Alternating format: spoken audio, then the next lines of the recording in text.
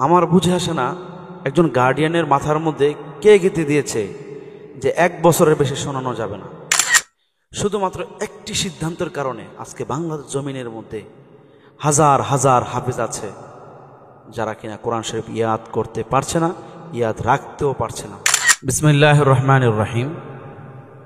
এখন একটি গুরুত্বপূর্ণ বিষয় আপনাদের সঙ্গে শেয়ার করব যে বর্তমান মাদ্রাসার অভিভাবক এবং গার্ডিয়ান একটি জায়গার মধ্যে খুব বেশি ভুল করেন।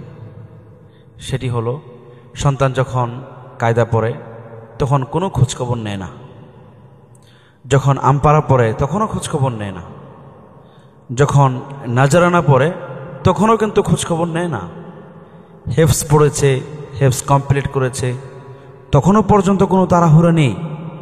আমার বুঝে আসে না একজন গার্ডিয়ানের মাথার মধ্যে কে গেঁথে দিয়েছে যে 1 বছরের বেশি শোনানো যাবে না। শুধুমাত্র একটি সিদ্ধান্তের কারণে আজকে বাংলাদেশ জমিনের মধ্যে হাজার হাজার হাফেজ আছে যারা কিনা কোরআন শরীফ ইয়াদ করতে পারছে না, ইয়াদ রাখতেও পারছে না। এর দায়ভার কার? বাবা মায়ের। বাবা মায়ের এর দায়িত্ব। তাদের অবহেলার কারণে তারা যখন হাফেজ হয়ে যায় তখন তারা বুঝে সময় দেওয়া যাবে মাত্র 1 বছর, এর চেয়ে বেশি সময় দেওয়া যাবে না। কেন ভাই এই চিন্তা আপনার মাথার মধ্যে কে দিয়েছে? এটা তো ভুল সিদ্ধান্ত। একটা সন্তান 5টা বছর ধরে সে হেফজ পড়লো, নাজারানা পড়লো, মক্তবে পড়লো, এত কষ্ট করলো, আপনার একটা সিদ্ধান্তের কারণে এই সন্তান বিগত 5টি বছরের সমস্ত পড়াশোনাগুলো সারা জীবনের জন্য অচল হয়ে গেল। এমনটা করা যাবে না। এক্ষেত্রে আমার যে পরামর্শ আপনাদের জন্য, আমার পরামর্শ হলো যে আপনার সন্তান যে হাফেজ হলো, যেখানে শুনিয়েছে সেখানে ওস্তাদের কাছ থেকে আপনি একটা পারমিশন লেটার নেবেন। হুজুর যদি বলে হ্যাঁ ঠিক আছে আপনার সন্তান পরিপূর্ণ কোরআন ইয়াদ করেছে, আপনার সন্তানকে আপনি মাওলানা বিভাগে, আলেম বিভাগে, আলিয়া মাদ্রাসায়, স্কুল কলেজ ইউনিভার্সিটিতে আপনি যেখানে দেওয়ার আপনি দেন, কোনো আপত্তি নেই। কিন্তু হিফজ কিন্তু আপনাকে অল কমপ্লিট করতে হবে।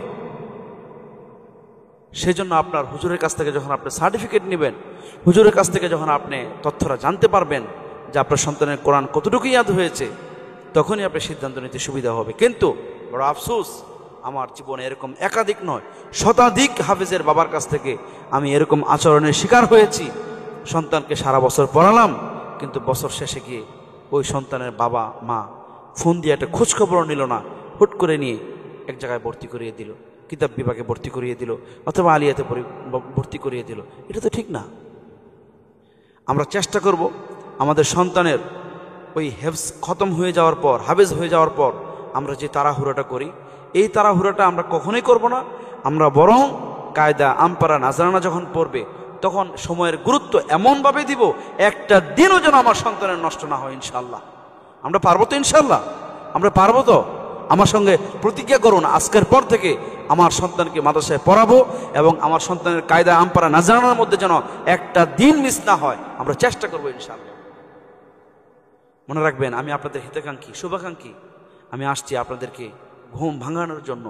এই মাদ্রাসার জগতে লাইনে আপনি কিভাবে সঠিক গাইডলাইন পাবেন এটা দেওয়ার জন্য আমি আসছি। আমার বাবা একজন আলেম, হাজার হাজার আলেমের উস্তাদ। আমরা 6টা ভাই, সবাই হাফেজ, আলেম, মুফতি, মুফাসসির, মুহাদ্দিস, এক একজন এক একটার মধ্যে আছে আলহামদুলিল্লাহ। সকলে মাদ্রাসার প্রতিষ্ঠাতা, প্রিন্সিপাল। তো প্রিয় ভাই, আমি একটা দিনী পরিবেশ থেকে বড় হয়েছি। আমি জানি আমার কাছে অনেক গার্ডিয়ান বলে হুজুর আমার তো ফ্যামিলিতে কেউ নাই, আমি কোথায় ভর্তি করাবো, কোথায় কি করব। তারা বলে এইসব শেয়ার করে আমাদের সঙ্গে। তো আমি এই জন্য বলবো, আপনার কোনো প্রশ্ন যদি থাকে আপনি মেহেরবানি করে আমাদের ইউটিউব চ্যানেলে কমেন্ট বক্সের মধ্যে আপনার যদি কোনো জিনিস জানার প্রয়োজন হয় আপনি একটু কষ্ট করে বলবেন। আমি আপনাদেরকে ইনশাল্লাহ সে বিষয়ে অবগত করব। ইনশাল্লাহ আমার জীবনের সমস্ত এক্সপিরিয়েন্স দিয়ে আপনাদেরকে আমি একটু সহযোগিতা করার চেষ্টা করব ইনশাল্লাহ।